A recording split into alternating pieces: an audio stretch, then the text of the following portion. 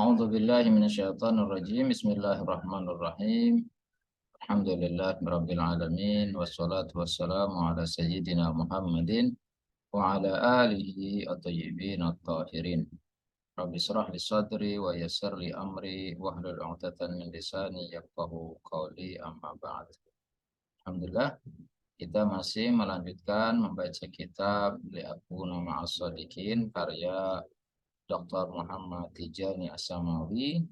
Pembahasan kita melanjutkan tentang As-Sunnatun Nabawiyah Asy-Syarifah 'inda ahli sunnah wal jamaah wa 'inda syiah al-imamiyah.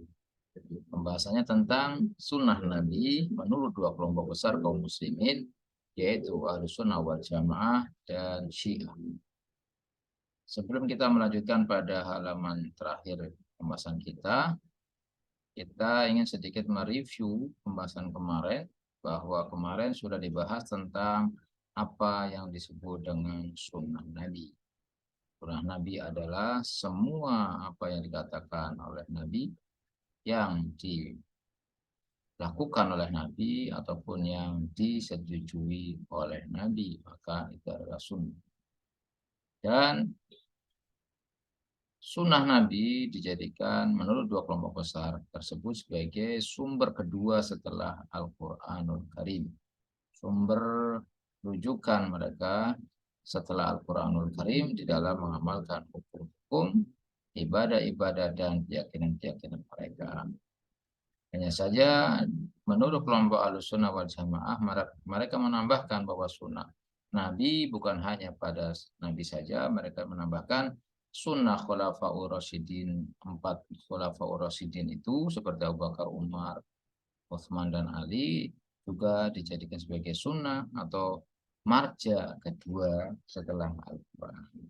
Berdasarkan hadis alaikum bisunnati wa sunnatul khulafair rasyidin al-mahdiyyin min ba'di adu 'alaiha bin nawajir. Pembahasannya kemarin sudah kita bahas. Contohnya adalah seperti sunnahnya Umar bin Khattab yang masih dilakukan oleh kelompok Ahlussunnah wal Jamaah, yaitu berkaitan dengan sholat tarawih. Sholat tarawih itu adalah sunnahnya Umar bin Khattab, bukan sunnahnya Nabi. Kenapa? Karena Nabi Shallallahu Alaihi Wasallam telah melarang sholat tarawih. Hal ini bisa kita lihat dalam kitab Sahihul Bukhari. Lalu kemudian ada kelompok kecil yang lainnya dalam Ahlussunnah juga yang menambahkan atau yang berkeyakinan bahwa sunnah Nabi di samping ditambah dengan sunnah para sahabat, juga seluruh para sahabat tanpa terkecuali. Jadi kalau tadi ditambahkan dengan 4 khulafaur rasyidin, ada kelompok yang menambahkan juga seluruh sahabat tanpa terkecuali.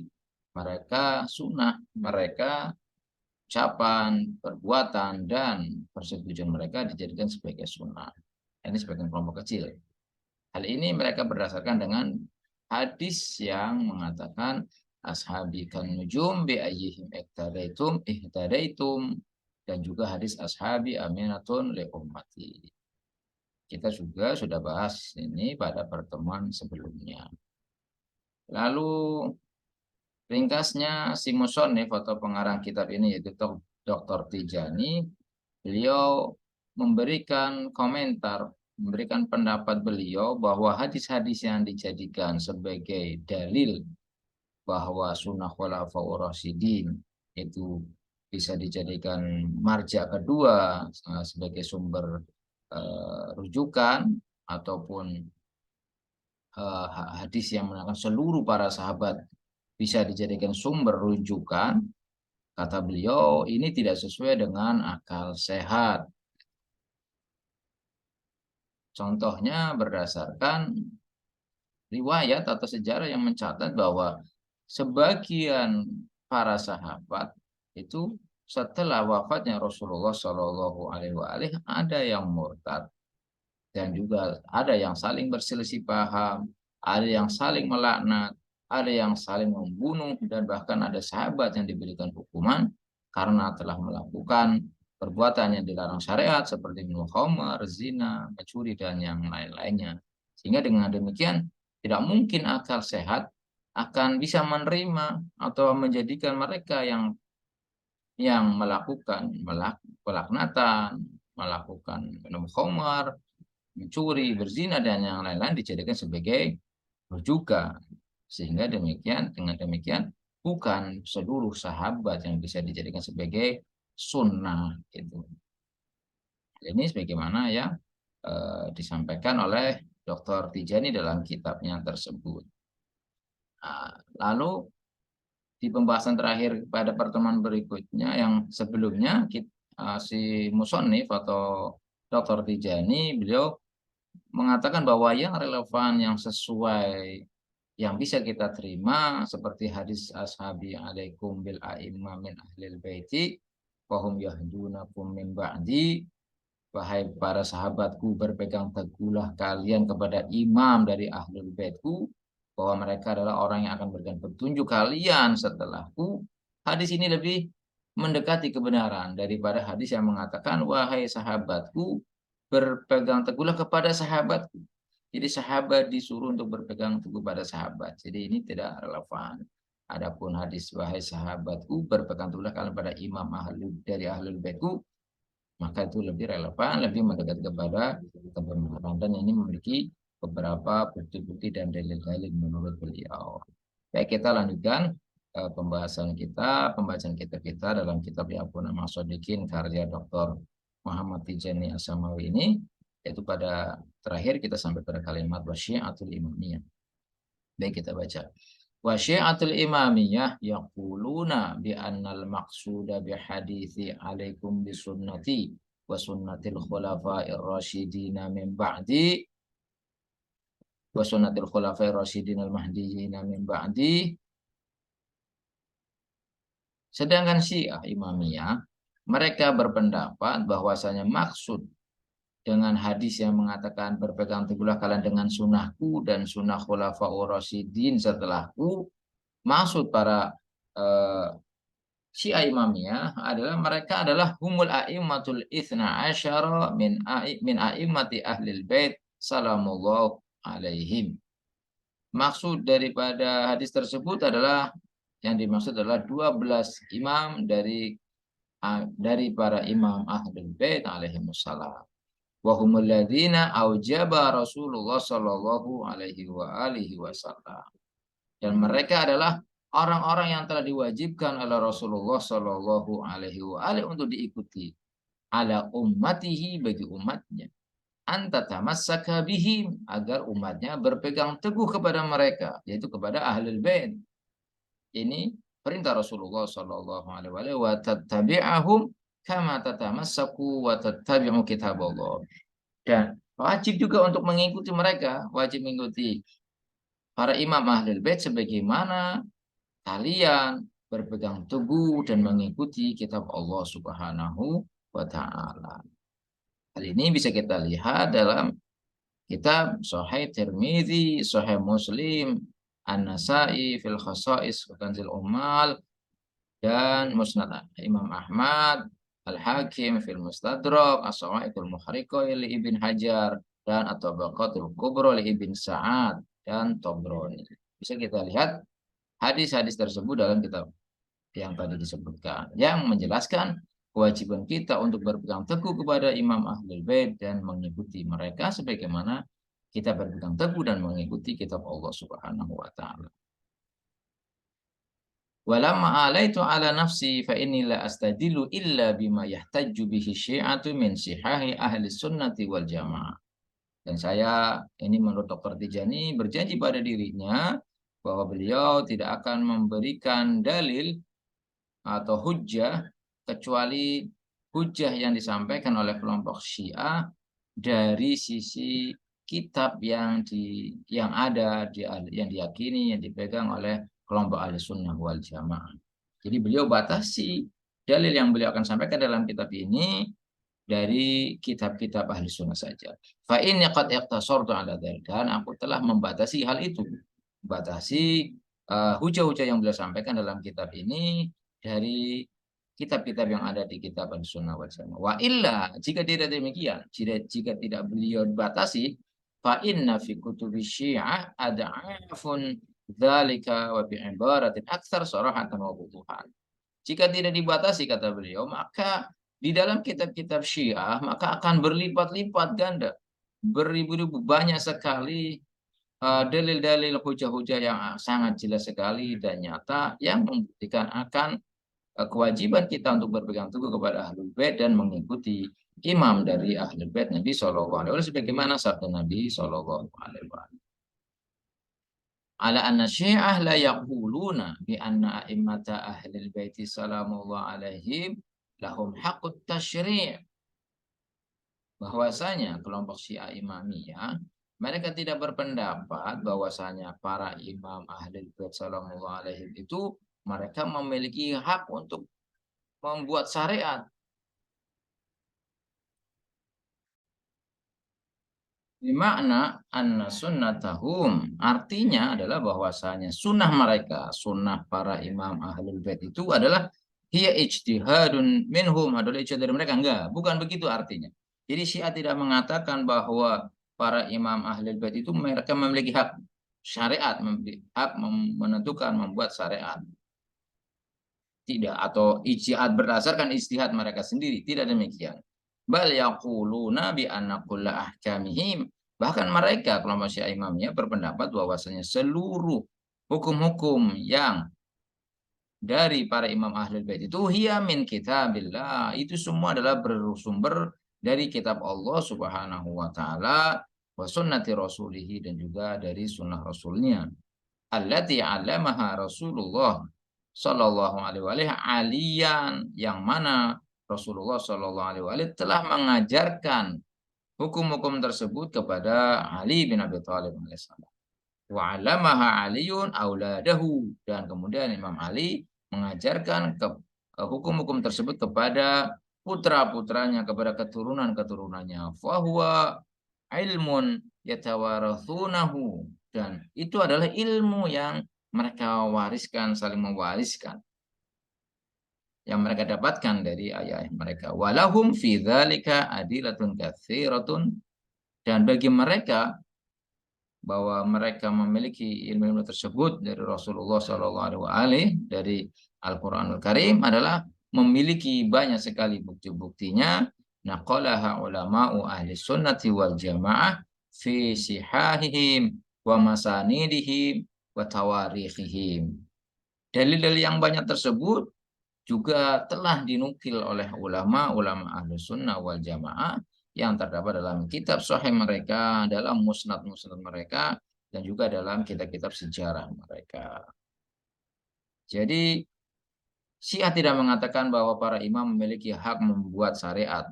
Akan tapi, syariat yang mereka sampaikan adalah bersumber dari Rasulullah Shallallahu Alaihi Wasallam dan juga dari kitab Allah Subhanahu Wa Taala. Wa yabqa soal daiman ya'udu bi'ilhahin. Dan sekarang tersisa selalu pertanyaan yang muncul.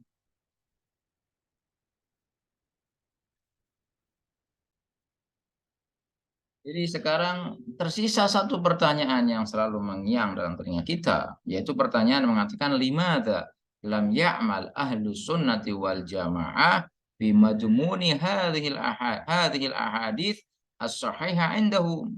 Pertanyaannya adalah satu pertanyaan yang masih tersisa, satu pertanyaan ini yaitu kenapa kelompok Ahlussunnah wal Jamaah mereka tidak mengamalkan kandungan hadis-hadis sahih tersebut yang ada di mereka, yang ada dalam kitab-kitab mereka. Mengapa mereka tidak mengamalkan kitab-kitab sahih yang ada di mereka yang menyatakan bahwa Syiah, bahwa imam Ahlul Bait itu adalah imam yang wajib untuk dipegang teguh dan juga diikuti. Itu pertanyaan. Summa ba'da dzalika yakhtalifu Syiah wa sunnah fi tafsiril ahadits ats-tsabitah an Rasulillah sallallahu alaihi wa alihi. Setelah beliau tadi menjelaskan tentang para imam Ahlul Bait alaihissalam, lalu beliau menambahkan lagi, kemudian setelah itu ini akan menjelaskan tentang perbedaan antara sunnah dan Syiah, bahwa sunnah dan Syiah mereka berbeda di dalam menafsirkan hadis-hadis yang tetap yang ditetapkan dari Rasulullah Shallallahu Alaihi Wasallam. Jadi ini perbedaan antara sunnah dan syiah, berbeda dalam penafsiran hadis. Kama sabaqalana tawdihahu. Sebagaimana yang telah lewat kita pembahasannya, yang sudah kita jelaskan pembahasannya yang di atas tadi itu. Fi faqrati ikhtilafihim fi tafsiril Quran. Pada penggalan satu ayat, pada satu penggalan perbedaan di antara mereka tentang tafsir Al-Quran. Sebelumnya kita sudah bahas tentang Al-Quran dan perbedaan-perbedaan antara sunnah dan syiah. Binisbati li ma'nal khulafa'ir rasyidin alladzina warada fi hadithihi sallallahu alaihi wa alihi wasallam wa sahahahu kullun minal fariqain. Jadi sebagaimana yang telah disebutkan penjelasannya pada perbedaan mereka antara kelompok sunnah dan syiah pada penafsiran Al-Quran, juga mereka berbeda juga di dalam makna berbeda pendapat, berbeda tafsir pada makna daripada khulafaur rasyidin yang diriwayatkan oleh Rasulullah Shallallahu Alaihi Wasallam, dan masing-masing disahihkan oleh dua kelompok tersebut. Jadi baik syiah ataupun sunnah sama-sama memiliki pegangan, memiliki dalil hadisnya, yang dalil hadis tersebut adalah sahih menurut dua pandangan dua kelompok tersebut, dan sahih dan hanya berbeda pada penafsirannya. Walakin yufassiruhu sunnah ala annahum al-khulafa'ul arba'ah. Akan tetapi Ahlussunnah menafsirkan hadis tersebut tentang hadis bahwasanya 4 khalifah tersebut adalah alladzina yang talau munassatul khilafah ba'da Rasulullah sallallahu.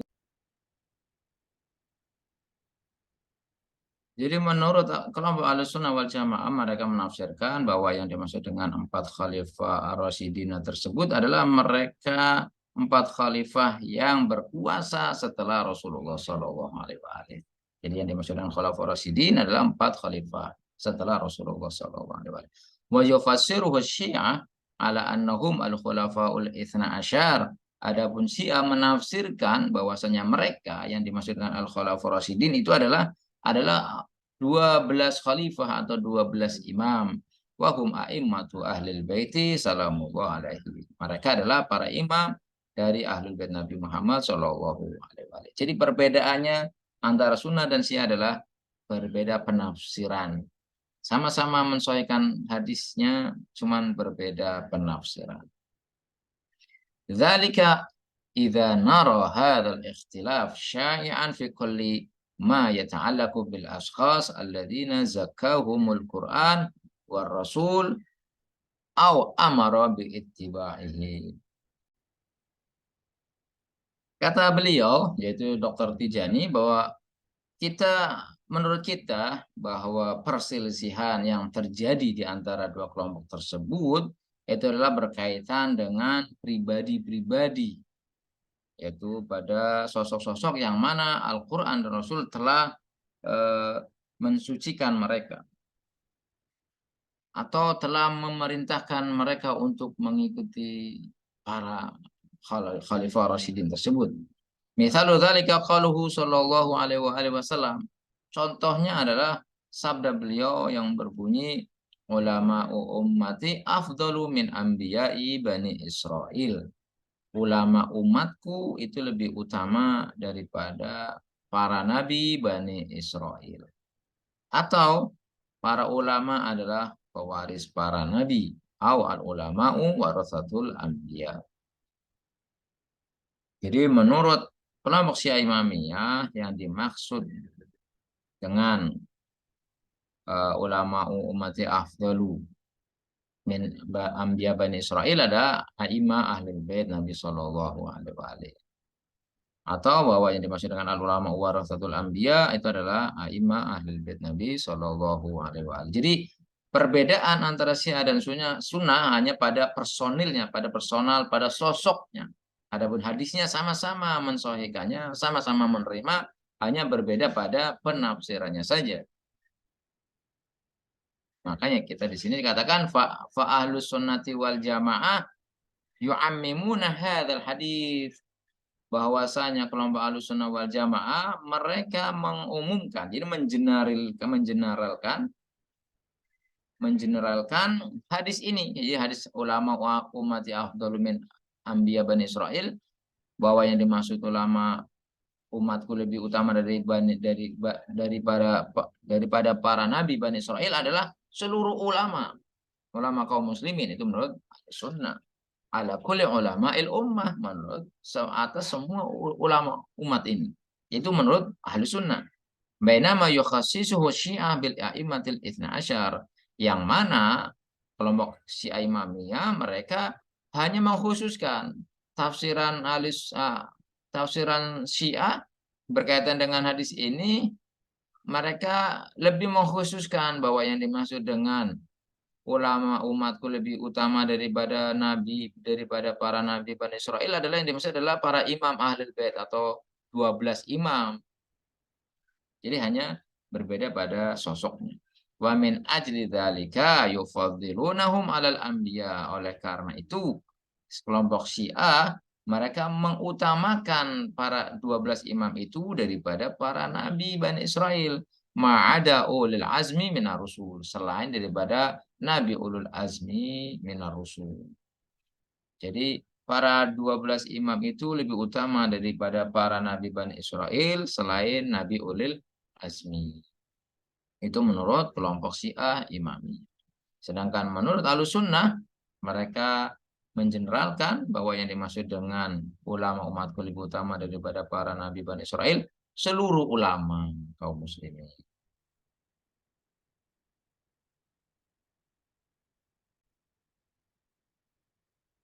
Lalu wal haqiqatu anal akla yamilu ila hadza takhsis. Lalu beliau Dr. Tijani mengatakan hakikatnya bahwa akal akan condong pada pengkhususan tersebut. Jadi menurut Dr. Tijani, perbedaan yang terjadi antara sunnah dan syiah tentang hadis ulama ummati afdhalu min anbiya ibani Israel, bahwa yang benar menurut akal adalah menurut atau sesuai dengan tafsirannya syiah. Jadi bukan bersifat umum sebagaimana yang ditafsirkan oleh kelompok sunnah, akan tapi beliau lebih condong kepada pengkhususan yang ditafsirkan oleh kelompok Syiah Imam. Alasannya pertama adalah awalan li'annal Qur'ana awrasa ilmal kitab. Karena Al-Qur'anul Karim telah mewariskan ilmu kitab lilladzina istafa min ibadihi.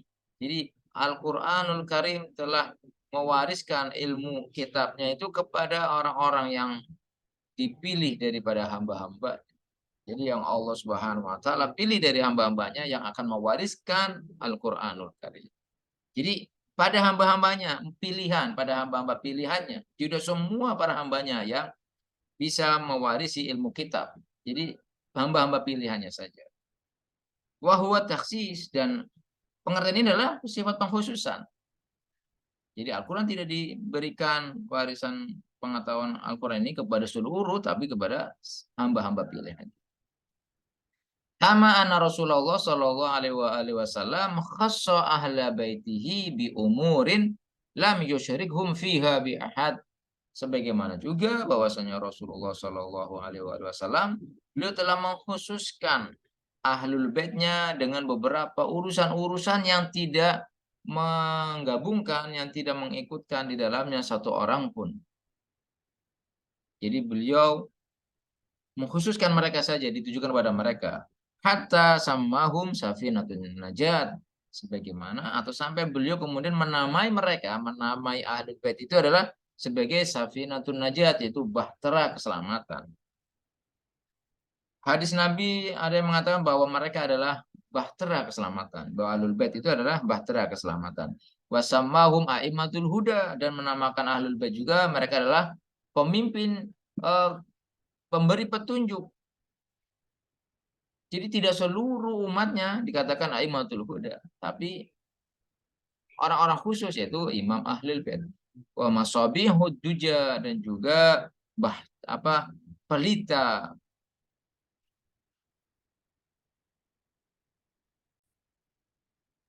pelita dalam kegelapan. Jadi para imam ahlul bait mereka adalah cahaya pelita dalam kegelapan.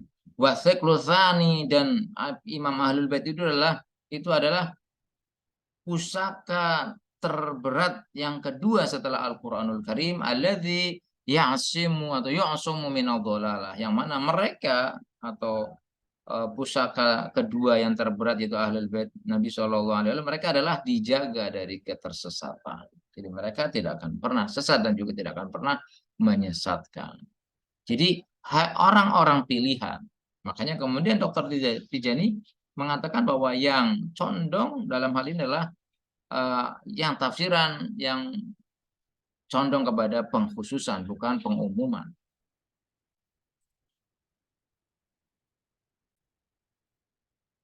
Wa dhahara min hadza, dan terlihat nyata akan hal ini anna qawla ahli sunnati wal jamaah yu'aridu hadza takhsis alladhi athbatahu al-Qur'an was sunnah an-nabawiyah. Jadi terlihat jelas dari hal ini bahwa pernyataan pendapat kelompok Ahlussunnah wal Jamaah itu bertentangan dengan berbeda dengan tafsiran yang sifatnya khusus tersebut, yang mana penafsiran yang sifatnya khusus tersebut telah ditetapkan oleh Al-Quranul Karim dan juga Sunnah Nabi Shallallahu Alaihi Wasallam. Jelas berbeda. Jadi tafsiran Ahlussunnah berbeda dengan apa yang ditetapkan oleh Rasulullah Shallallahu Alaihi Wasallam menurut Dr. Tijani tersebut. Wa innal aqla la yartahu ilaihi lima fihi minal ghumud wa adamil ma'rifati bil ulama'il hakikiyin. Dan sesungguhnya akal itu tidak bisa tinggal diam, tidak bisa merasa puas dengan kerumutan, dengan kesamaran-kesamaran, dan juga tidak diketahuinya terhadap ulama yang sesungguhnya. Sebagaimana tafsiran kelompok Ahlussunnah, mereka mengumumkan ulama umat ini, enggak dikhususkan. Jadi kita akal tidak akan bisa menerima hal itu. Alladzina adhaballahu anhum ar-rijza wa tahharahum, yang mana Allah Subhanahu wa taala telah mensucikan mereka, mensucikan kotoran dari mereka dan mensucikan mereka. Sementara menurut tafsiran Ahlul Bait bahwa Ahlul Bait, Imam Ahlul Bait adalah orang-orang yang telah disucikan oleh Allah Subhanahu wa taala. Jadi mereka adalah khusus orang-orang yang disucikan oleh Allah Subhanahu wa taala. Wa adamu tamyizihim 'anil ulama, dan juga tidak adanya keistimewaan mereka dari ulama-ulama yang lainnya. Jadi kalau menurut tafsiran Ahlussunnah dengan sifatnya general, sifatnya umum, maka akan tidak bisa menerima itu. Bingung siapa sosok yang harus kita ikuti, ulama yang mana. Adapun Syiah tafsirannya jelas bahwa yang dimaksud ulama adalah sosoknya jelas dan nama-namanya juga jelas. Alladzina faradhum 'alal ummati al-hukam al-umawiyin wal abbasiyun. Dan wa'ada mutamyizihim, dan juga tidak ada keistimewaan perbedaan di antara ulama-ulama yang ada itu, mana di antara ulama-ulama itu yang telah diwajibkan untuk diikuti oleh para penguasa waktu itu, baik itu penguasa Bani Umayyah ataupun Bani Abbasiyah. Jadi tidak ada pengkhususan mana di ulama-ulama itu, ulama Abbasiyah kah, ulama Umayyah kah, atau ulama yang mana, itu general, maka akal tidak bisa menerima. Wa ma ab'adul farqu baina ulaikal ulama wa bainal a'immati min ahlil bait. Jadi alangkah jauhnya perbedaan di antara para ulama-ulama itu yang tidak jelas yang mana, baik apakah Muawiyah atau Abbasiyah gitu, dengan para imam ahlul bait Nabi Shallallahu Alaihi Wasallam. Jadi beda, jauh perbedaan.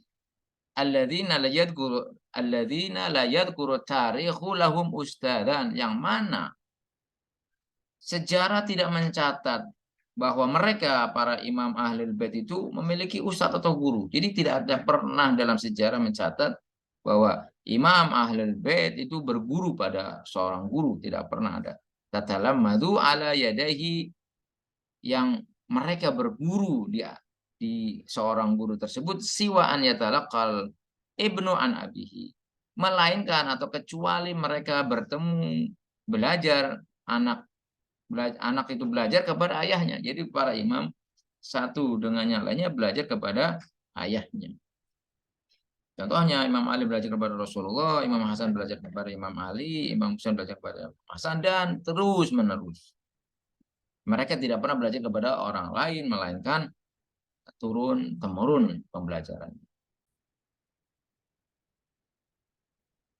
Wa ma'adzalika faqad rawa al ulama'u ahli sunnah fi ulumihim riwayatun ajibah. Oke, tadi setelah dijelaskan bahwa sejarah tidak mencatat bahwa para imam itu pernah berguru kepada seorang guru pun, melainkan mereka belajar kepada ayah-ayah mereka. Dan di samping itu juga telah diriwayatkan oleh ulama ahli sunnah, faqad rawa ulama ahli sunnah fi ulumihim riwayatun ajibah. Telah diriwayatkan ulama ahli sunnah meriwayatkan pada ilmu-ilmu mereka, ilmu-ilmu yang dimiliki oleh Imam Ahlul Bait Nabi SAW, ada riwayat-riwayat yang mengherankan atau riwayat-riwayat yang menakjubkan. Wa khususan al-Imam Al-Baqir wal Imam As-Shadiq wal Imam Ar-Ridha alladzi afhamu bi ulumihi afhamu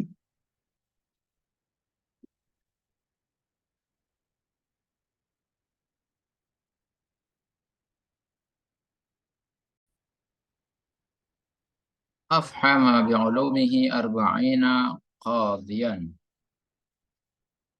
Telah diriwayatkan dari ulama ahli sunnah wal jamaah berkaitan dengan ilmu para imam ahlul bait alaihissalam, riwayat-riwayat yang sangat menakjubkan, khususnya yang berkaitan riwayat tentang Imam Muhammad al-Baqir alaihissalam dan Imam Shadiq alaihissalam serta Imam Ali Ar-Ridha, yang mana mereka mengalahkan melalui ilmu-ilmu yang dimiliki oleh para imam ahlul bait tersebut, yang dimiliki oleh Imam Muhammad Baqir, Imam Shadiq, dan Imam Ridwan alaihissalam, dinukil oleh ulama sunnah bahwa ilmu-ilmu mereka telah mengalahkan 40 seorang qadhi,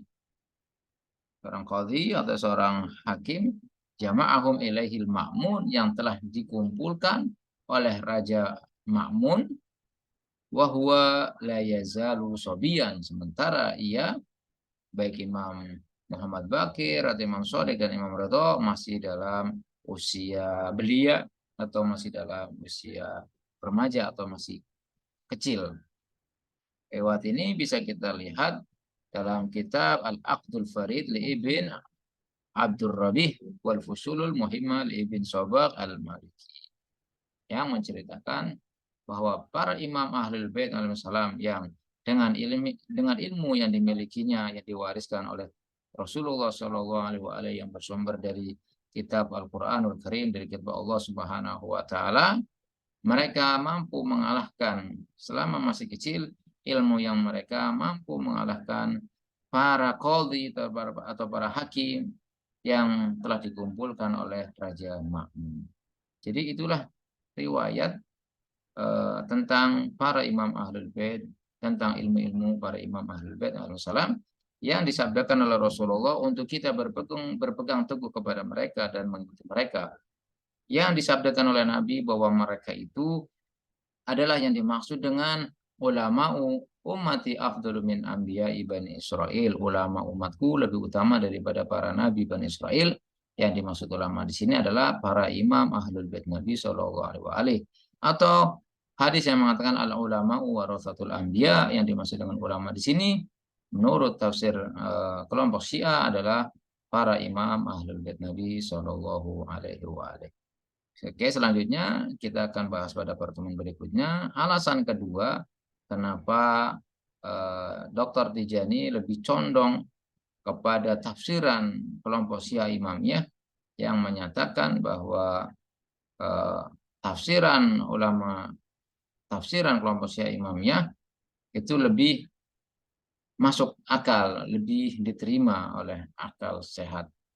Alasan yang keduanya kita akan sambung pada pertemuan berikutnya, insya Allah. Baik, sebelum kita tutup di sini ada satu sedikit paragraf kita baca sebentar. Wa mimma yu'akkidu tamyizu ahlil baiti an ghairihim, dan dari hal-hal yang bisa menguatkan akan keistimewaan ahlul bait Nabi Shallallahu Alaihi Wasallam daripada selain mereka adalah ma yadhharu lana min ikhtilafi ashabil madhahibil arba'ah inda ahli sunnati wal jamaah.